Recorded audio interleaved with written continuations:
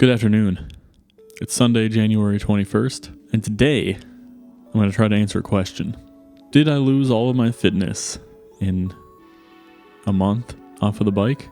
At the start of December, I did a Zwift race for Zwift Academy 2023, which was a lot of fun, and I did decent. I think I got like 8th or something. It was a lot of fun, but I went really hard, and I might have gone too hard because in the next couple of days I kind of had a soreness in my ankle, and then by the weekend I pretty much couldn't walk on my left ankle. I sprained it or I pulled something, I'm not quite sure, but basically couldn't ride the bike for probably 2.5 to 3 weeks. I did a short outdoor ride. I did 1 or 2 really short sessions on Zwift. I'll throw up my Strava activity calendar so you can see roughly how much time I had off, but it was basically around a month of no real riding. So I'm curious, just before I stopped, actually in that race, I got a new FTP from Zwift. I think I was in like 201 territory, low, basically 200 FTP. I'm curious, after a month off the bike, I've done a few longer rides now. Am I still around the 200 mark, or did I lose some fitness? So I'm going to try to do a ramp test today in Zwift to recalibrate my FTP. The other reason I want to do this is when I did finally ride again, at the end of the ride, my trainer was making a real bad noise.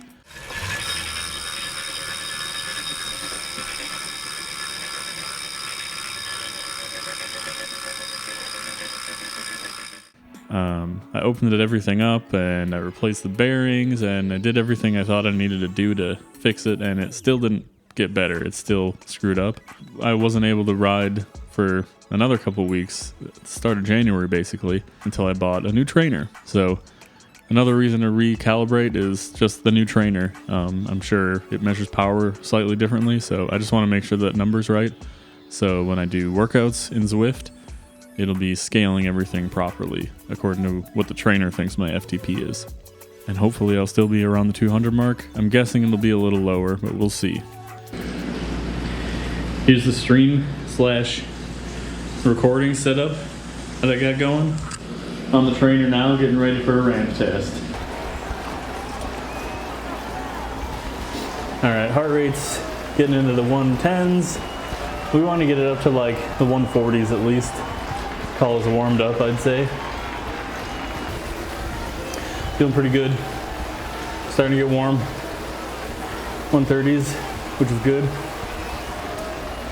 All right, we did 13 minutes.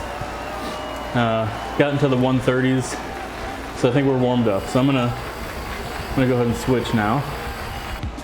FTP tests, and I do the ramp test, regular ramp test. There's FTP tests. I've never done those. Maybe we'll do another video about those.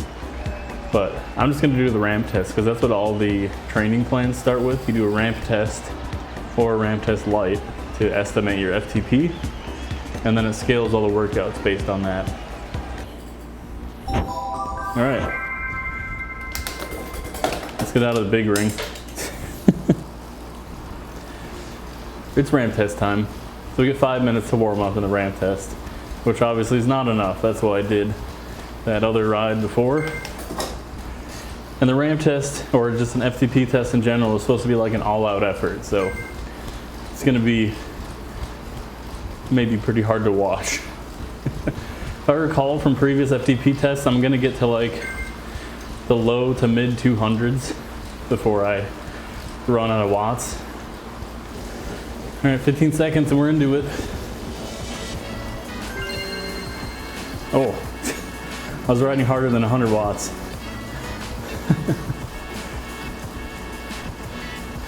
Maybe I was warming up too hard. It says you should still be super comfortable. I'm pretty comfortable. I don't know if I'd say super comfortable. Starting to feel my heart rate slowly come up. It says still doing fine. You should be, I guess. Is this fine? I guess this is fine. Yeah, if I recall, once we cross 200, it's gonna be pretty quick from there. One thing to notice is that the camera is covering the bottom part of the chart, which is fine because I'm not going to get anywhere near there. All right, past 200, I probably won't be able to talk for the stream too much.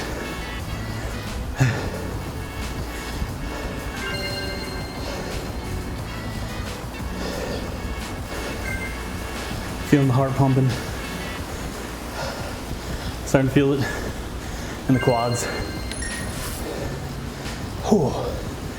That 240 hit like a truck.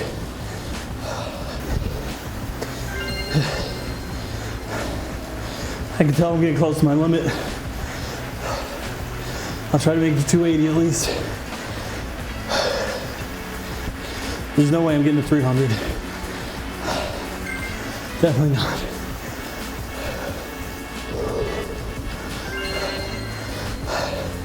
And it's 9. That's it.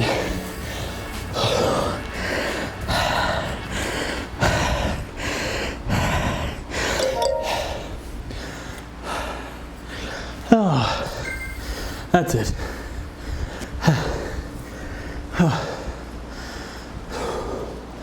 I'm toast. Wow, 199. So we lost 2 watts. It's not that bad. Okay, we're all done with the ramp test.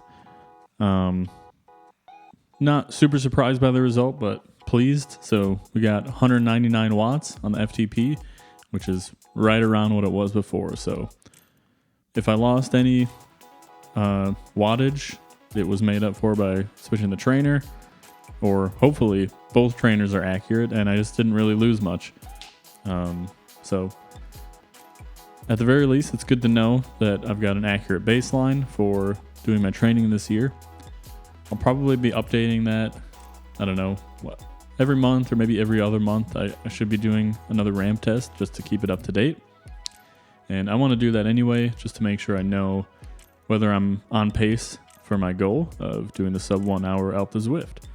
I think that'll be it for this video. Thanks for watching. Keep an eye on the streams, I guess, because that's probably where I'll be streaming. If I do any sort of Zwift racing, or maybe if I do more ramp tests, I'll probably be streaming them.